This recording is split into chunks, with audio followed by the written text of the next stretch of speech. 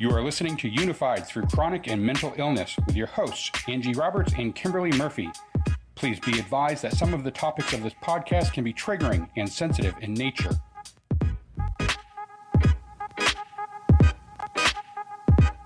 Hey everyone, welcome to another episode of Unified. Today we are beginning our mini-series on toxic relationships, and we have a really special guest, Karleigh Saunders. She is a confidence coach and specializes in women who are leaving abusive relationships. Welcome to the show, Karleigh. Oh my goodness, thank you so much. I am so pumped and excited to be here. So, one of the first things we'd like to ask you is, how did you get into this line of work? Oh my goodness, do we have 20 years? So this was something that I ran from for a very, very long time.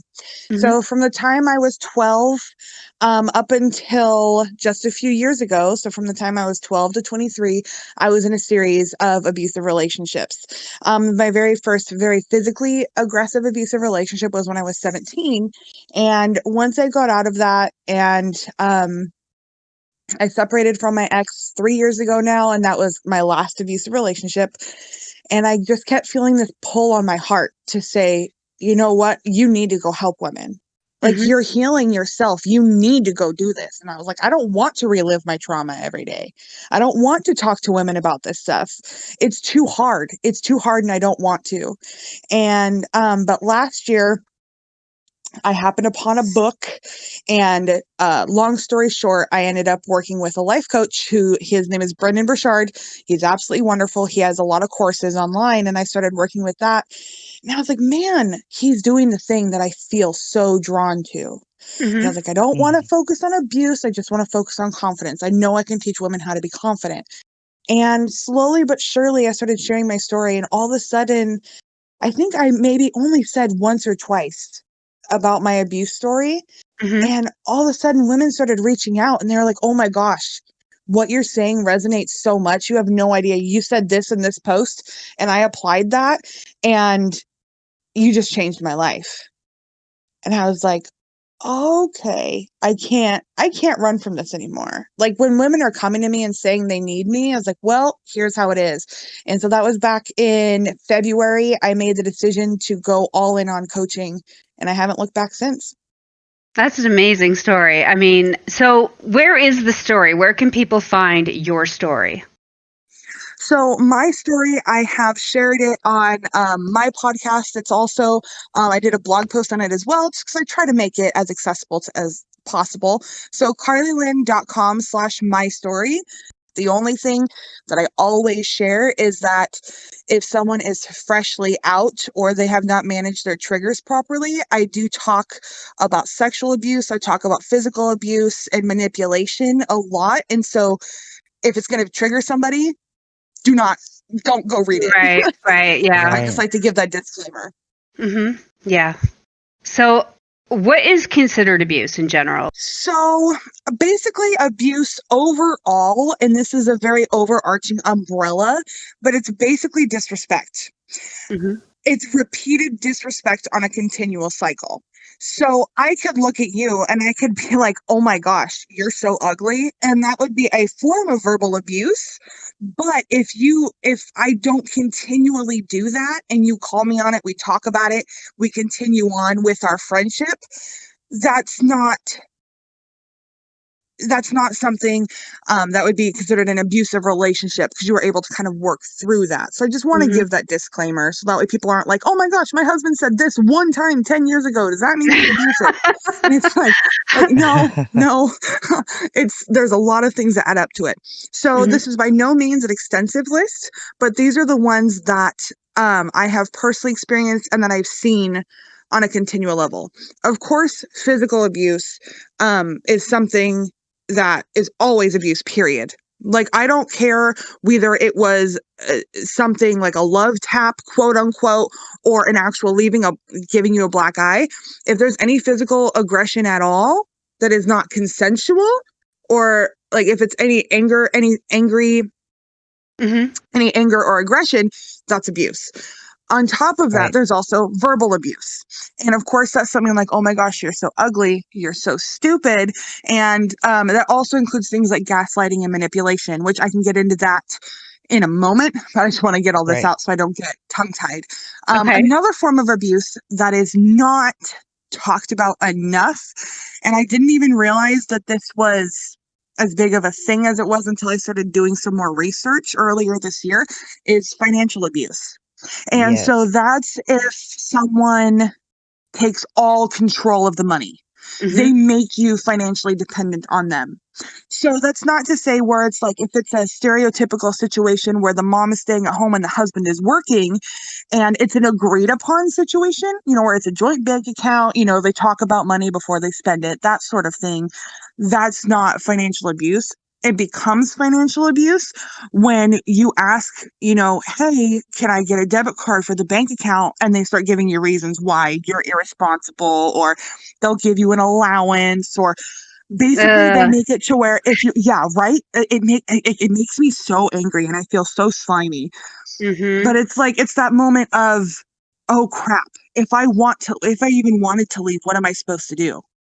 So, and the one that makes me really angry is spiritual abuse. Now, personally, whatever anyone else believes, I'm not putting anything on them. I personally am a Christian. I do believe in God.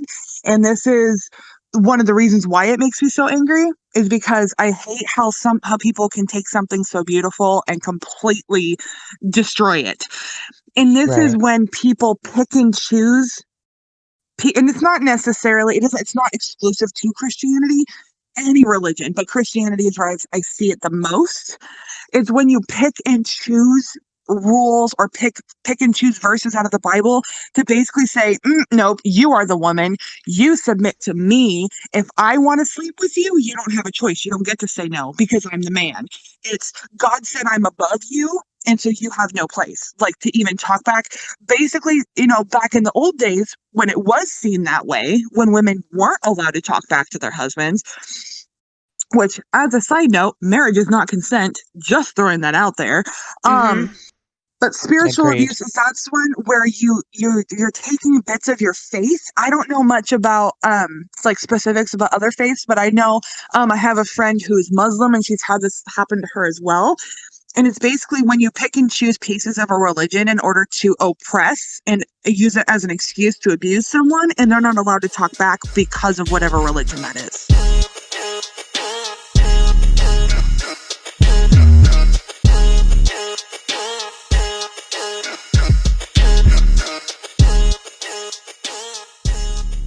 So what are some of the red flags that a person is abusive?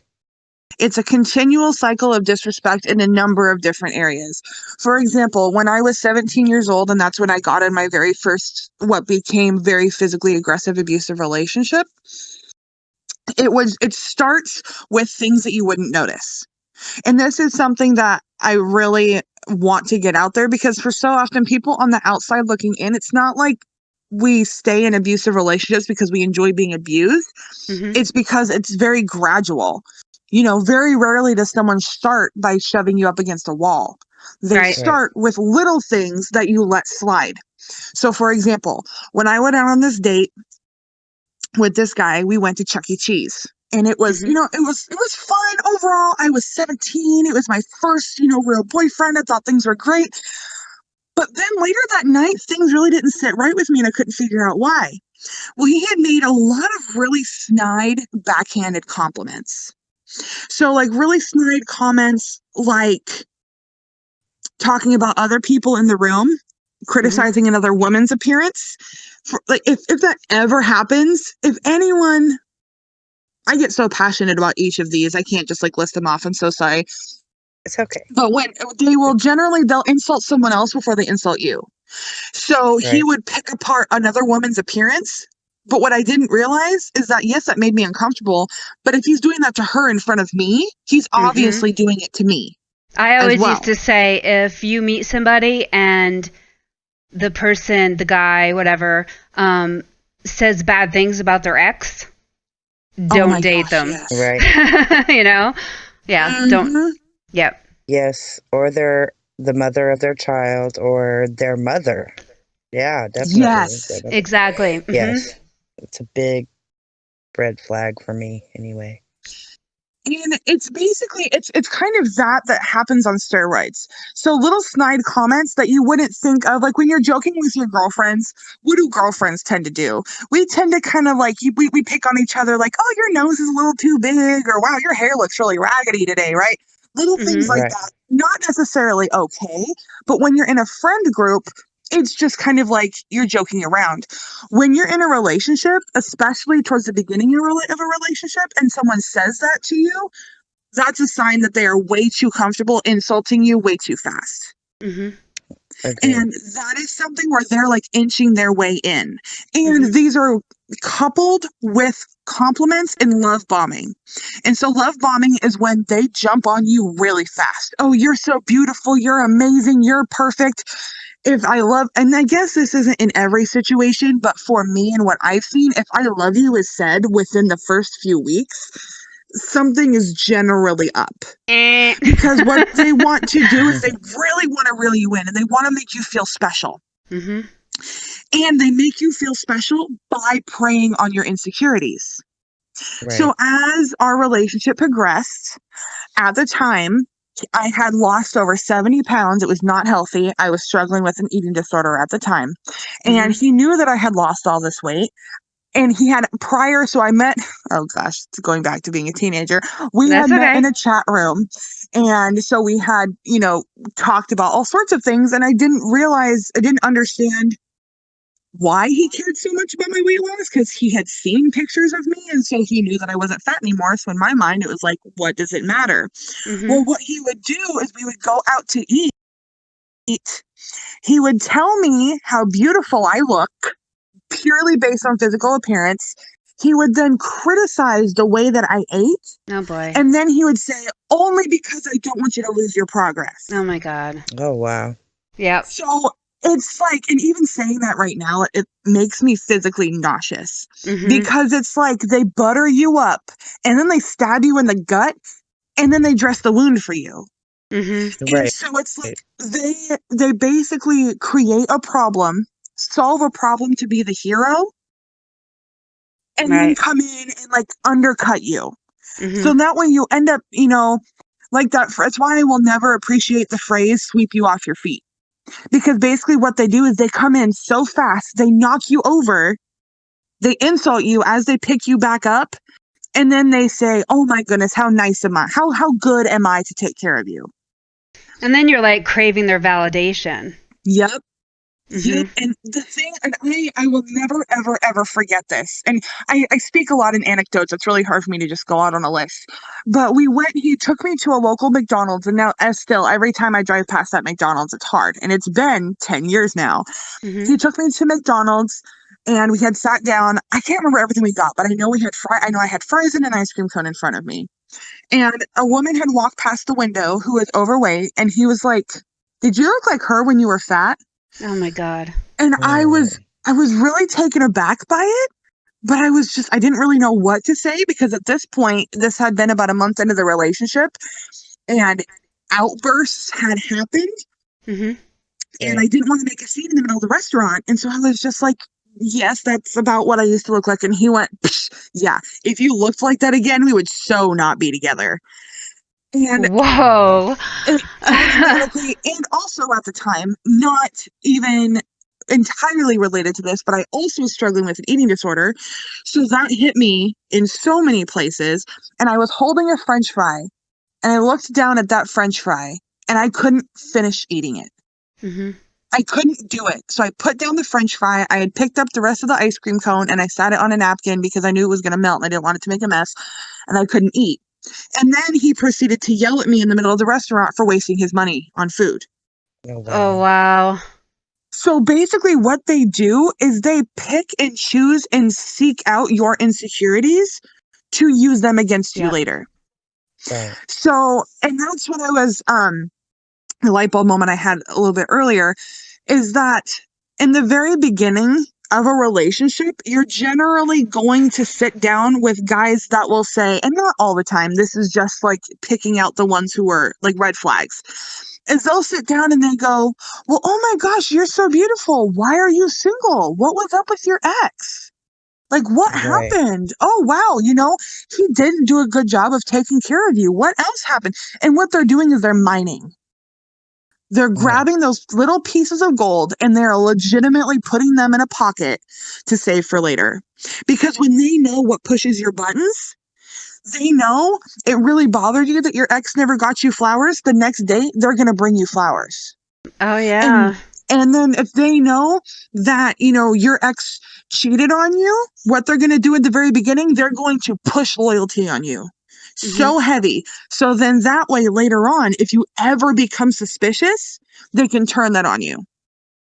Right. And Right. so what I used to think of sitting down, I would go on dates with these guys and I'd be like, man, that's kind of like, because I don't like talking about my ex, on first Mm-hmm. dates. I Mm-hmm. generally have to bring it up because I am a single mom, and there's a difference Right. between wanting to know the situation because they want to know what they're walking into and Right. when they pry.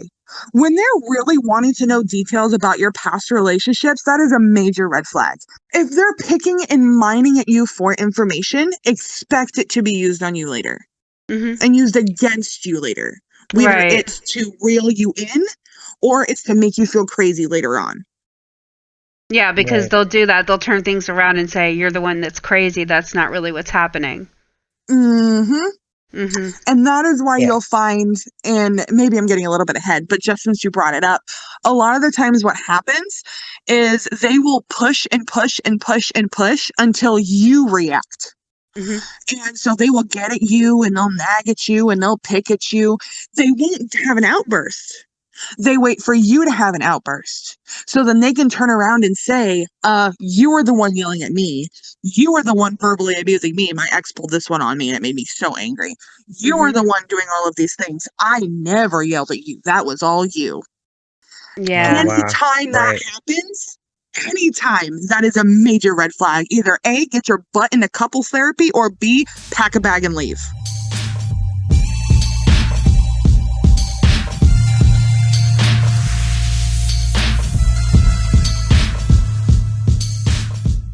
I know that women are capable of this too. I say him because I know that's my personal experience. And so I don't want to Mm-hmm. take away from the fact I know men that have gone through domestic abuse as well. So I Right. never want anyone to think that I am making light of that. That's also something I'm very passionate about. Okay. But these men, I just want to make that clear, as I say these men. Mm-hmm. But what they do is they make you think that you are crazy. And Right. so that's what gaslighting is. I didn't know that there was a term for this until I think it was earlier this year. I know I had heard it, but I didn't really know what it was. But basically, it's when they say things like, I never said that. I think you need help. That never Mm. happened. I don't know what you're talking about. Or even things like, and oh my gosh, this one gets me. It's not like I hit you. I don't know why you're scared of me. Why are you Mm. Right. so upset right now? It's not like I laid a hand on you. Oh Oh my my gosh, I God. hit the wall. I didn't even touch you. Things like that make you question your own sanity. If you ever look at yourself in the mirror and go, oh my gosh, maybe I am the problem, I can guarantee you that you are not. And that is a sign that you need to get out and you need to get help.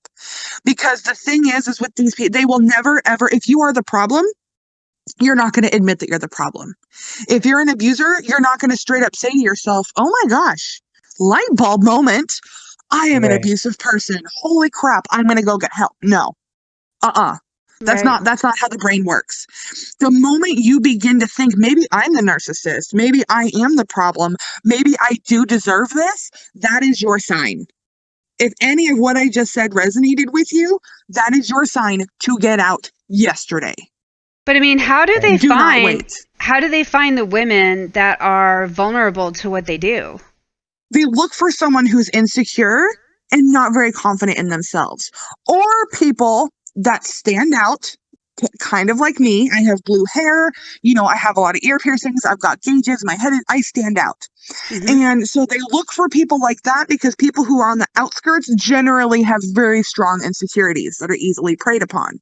Mm-hmm. That's not to say you should not dress however you want. I'm still going to continue to rock my blue hair. When I'm covered head to toe in tattoos, I'm going to rock that too. I'm not changing. And I'm not saying to change. But these are the things that they look for, because if you're different or if you are visibly insecure, it's like the lion's not going to go after a gazelle, that's, going strong. They're going to go after the one that tripped and broke their ankle. Right. So they're going to look for the one that they can feed on easily. Or they want to find someone that they feel like they're going to get a gold medal for breaking down, being like, yeah, I'm the one who broke her. I'm the one who did it. And so then they're going to start fishing, because the moment they push your boundary and you just open the door, they go, okay, I've got her. Right. I can get away with just about anything. Mm-hmm. And so that's why when you give an inch, they're not going to ask for a mile. They're going to take a marathon. Mm-hmm. Because once they break that first wall, they go, okay, I have an in. And then they're going to continue to push and press and see what they can get away with in order to break you down enough to get in your head and own you. Right. Right. That's scary. It's terrifying. Once you recognize these signs, they're so obvious. Mm-hmm. Not every time, but once you really hone in on what gaslighting is, you catch on right away and you begin to notice it. And the moment that instinct is triggered, you need to listen to that. Mm-hmm. Instead of going, well, maybe this one's different. No, honey, he's not. I know, If he because was different, he wouldn't have done that. Because we tend to, there's many girls who tend to try to find the good in every person. So they make excuses for them, or they overlook it. And that can be a dangerous situation with some people. A very dangerous situation. And I'm going to end up posting a video about this soon because it's been on my mind so much. So I know someone needs to hear it. But the other thing is if we find a rare quality in someone or set of qualities, we let a lot of other things fly. And so if you are ever with somebody and you ever feel unimportant to them, and yet you can't have a conversation with them about the fact that you feel unimportant because you're scared, Right. you are in an abusive relationship. Mm-hmm. If you ever at any point, because a lot of the times we don't want to see these things in the person. We don't want to admit to ourselves that this has been happening. Right. We want to believe the good in them. Yeah. Exactly. Right. And so turning in and going inward and going, okay, I felt uncomfortable when this happened. I want to talk to him about it. And if you immediately feel a sense of fear, if you don't go talk to that person, whether it's a fear of getting hit, whether it's a fear of getting yelled at, whether it's a fear of being dismissed, whether it's a fear of having, just the typical eye roll and being told you're being over dramatic, any fear like that at all, that is the sign.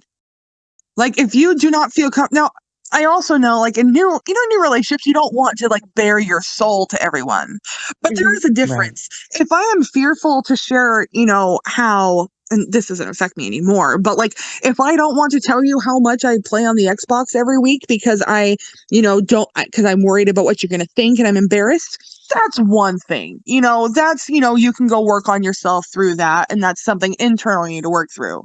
Mm-hmm. But if you are afraid to tell your boyfriend, partner, whatever, that you played on the Xbox for 8 hours today, and you're terrified to tell them because you are scared they are going to do something, that is the sign. Right. So if you are feeling fearful, and so that's why I just like to specify between the two, because not every discomfort is a sign of abuse, but it sure can be. And so if you are acting out of fear of how someone else is going to retaliate, then that's a sign. Right. And even if you don't think they're going to hit you, verbal abuse is still abuse. Mm-hmm. It is valid. If you are scared of how someone's going to berate you verbally, that's a sign, and you need to get out. I mean, if they're not respecting how you feel.